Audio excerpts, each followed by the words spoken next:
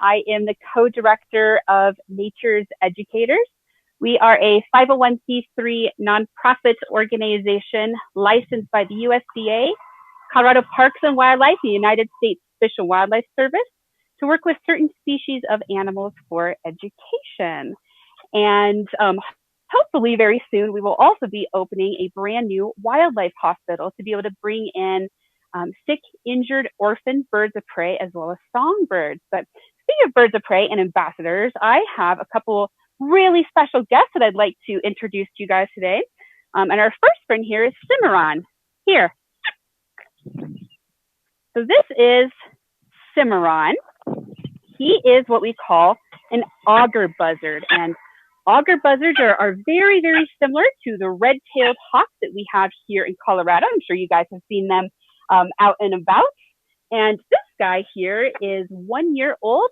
He's not going to get any bigger. He's full size already, but very similar to the red-tailed hawk that we have here with his first molt. And molting is when they're dropping their old feathers, growing in their new feathers. It doesn't hurt them or anything. It's very similar to a dog or a cat shedding their hair. During his first molt, he will lose his juvenile kind of brown and black striped tail feathers and grow in red tail feathers, just like our red-tailed hawk.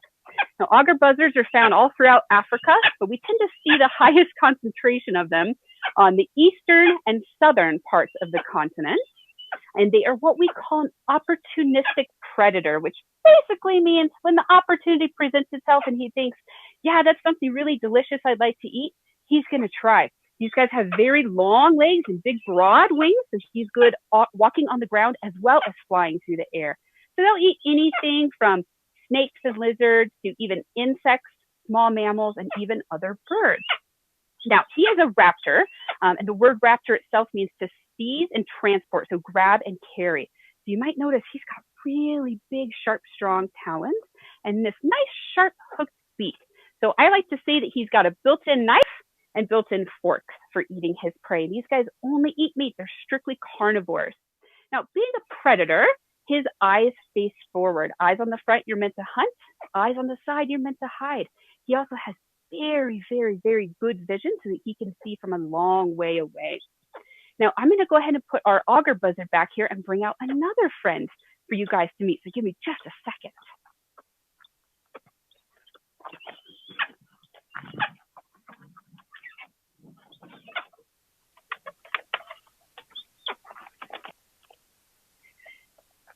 All right, well, she looks a little surprised to be up right now, and she probably is.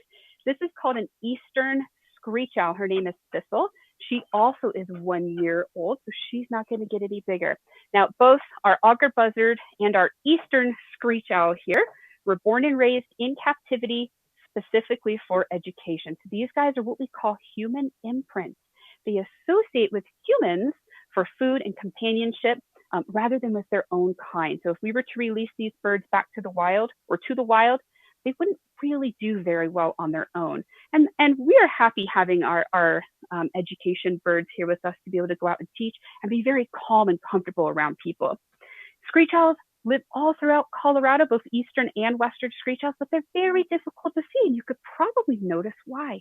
She's very, very tiny. This bird only weighs about 150 grams, which is about 6 dry erase markers. So very, very, very small, very light.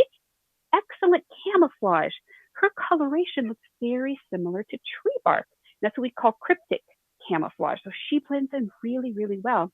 Plus, like I said, she's probably pretty tired. I kind of woke her up from her nap because these guys tend to be crepuscular or awake right when the sun is coming up, right when our sun is going down, and then sometimes throughout the night. But we don't tend to see them very often during the daytime. Now, she's okay being out and about during the day. We work with her and then we'll put her back so she can enjoy her enclosure and take a nap.